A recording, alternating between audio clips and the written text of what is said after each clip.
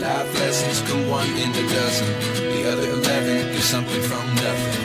Life lessons come one in a dozen. The other 11 get something from nothing. Life lessons come one in a dozen. The other 11 get something from nothing. Life changes, just open the door.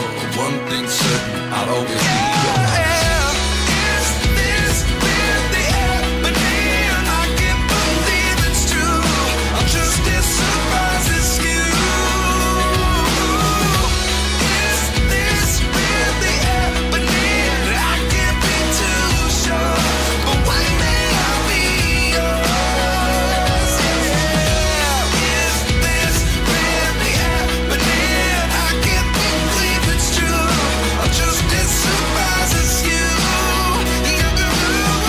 How do you think the OA yun?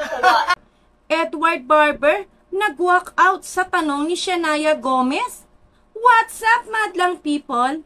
Thank you for tuning in. Ako po muli si Josepa dito sa Josepa. Anong latest na nagatid sa inyo ng mga trending topic tungkol sa inyong mga favorite celebrity update?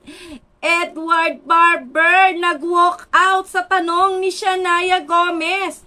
Pero bago nating simulang panoorin at pag-usapan ang naturang pag-walk out ni Edward Barber, ay magbasa muna tayo ng ilang mga komento ninyo dito sa aking mga video.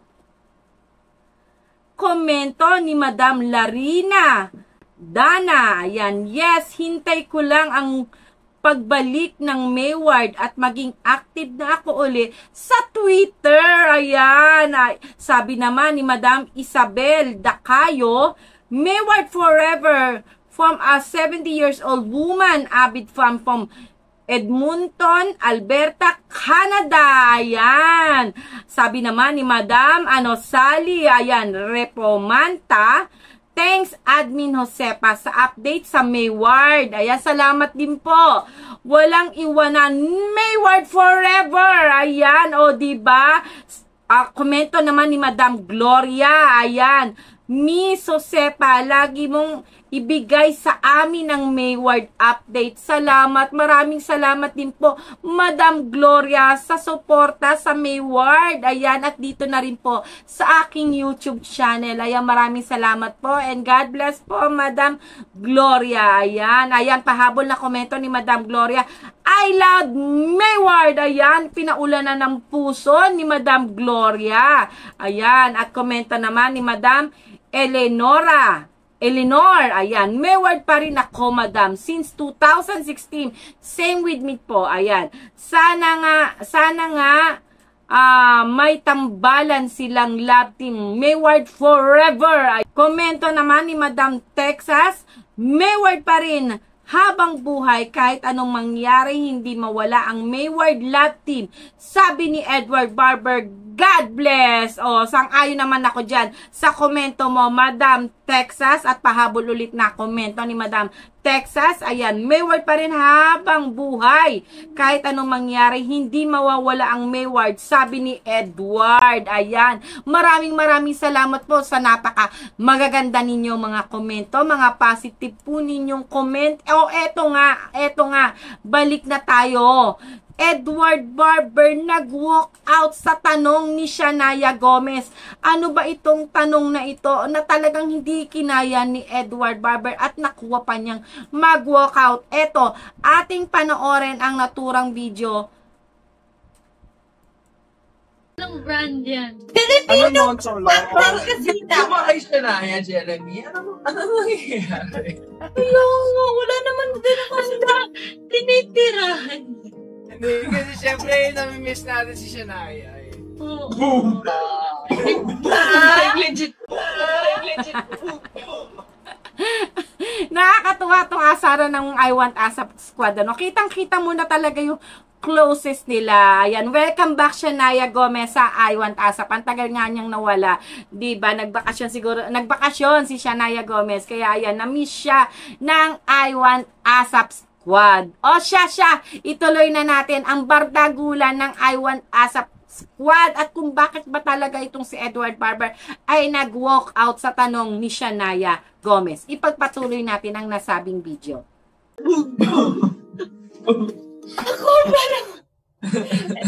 But this is my question, guys. So when it comes to romantic relationships, how do you think the OA nonchalant? Ayun naman pala, kaya nag-walk out si Edward Barber dahil ang tanong ni Shania Gomez ay tungkol sa romantic relationship. Ayan. Ayaw ni Edward Barber na pag-usapan ng mga romantic relationship. Pero tingin ko naman ito'y biro lang ni Edward Barber. Dahil ginagawa ito ni Edward Barber sa mga taong close lang sa kanya. Yan ang kanyang sense of humor. Ayan, ipagpatuloy na natin ang nasabing video ng pag-walk out ni Edward Barber. Ayan, i-rewind ulit natin yung video. But this is my question, guys. So when it comes to romantic relationships, how do you think the OA nonchalant? Hindi ko naman sabi personally naman. Hindi ko nasabi personal experience. Hindi naman din mo narinig. So ganito pa yung Joy!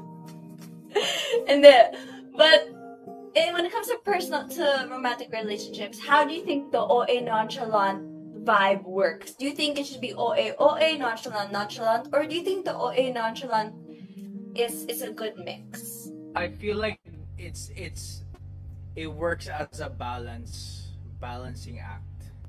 Kasi if pareho kayong OA, I don't know. Yeah. Chaotic yun. Possibly. Kapag nonchalant naman, parehong nonchalant, Di na kayo mag-uusap niyan. Kayo ba? Kayo ba? Okay. Nako. Parang it's better if opposite attracts.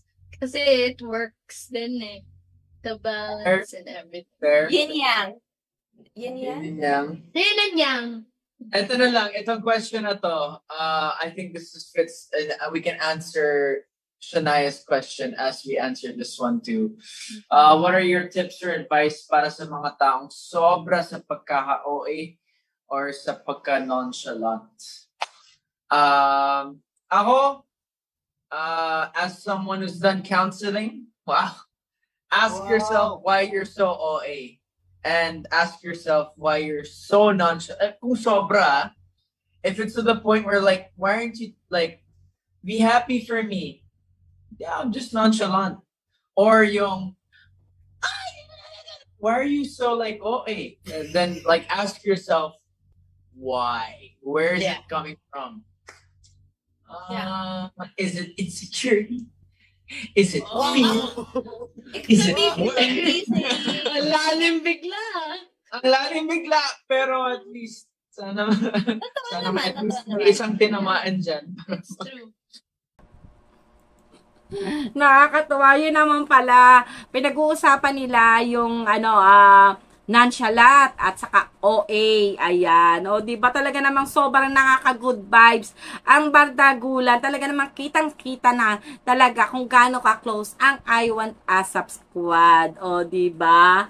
Kayo sa tingin ninyo, ayan, sobrang seryoso ng naging topic, ayan, at naging canceling pa itong si Edward Barber. Kayo, ano sa tingin ninyo? Ako tingin ko kasi kay Edward Barber, pwede siyang maging nonchalant, pwede rin siyang maging OA. Ayan, parang introvert, extrovert yan. Ayan, ganyan tingin ko kay Edward. Kasi si Edward, kapag hindi niya kayo masyadong close, ayan, o kilala ang isang tao, isa siya nonchalant, ayan, o diba, introvert, ayan.